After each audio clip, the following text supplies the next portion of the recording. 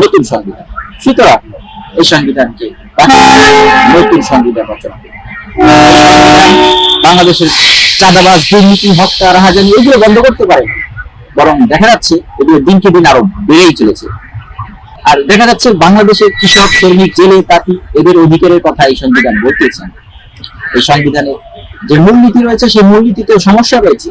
জাতীয়তাবাদ, এবং এই জাতীয়তাবাদ বলতে বাঙালি জাতীয়দের বোঝানো হচ্ছে, অথচ এই বাংলাদেশের বিভিন্ন ভাষার, বিভিন্ন ধর্ম, বিভিন্ন শ্রেণীর লোক রয়েছে, তাদের প্রতিনিধিত্ব করে না।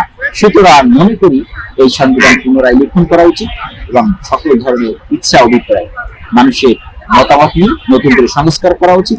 আর বিচার ব্যবস্থার দীর্ঘসূত্রিতা বাংলাদেশে সংবিধান কেমন ভাবে রচনা করা উচিত যাতে বিচার মানুষ খুব তাড়াতাড়ি পায়। দেখা যায় এই বিচার ব্যবস্থার কারণে বিচারের একটা দীর্ঘসূত্রিতা হয়ে যায়, যার কারণে মানুষ সঠিক বিচার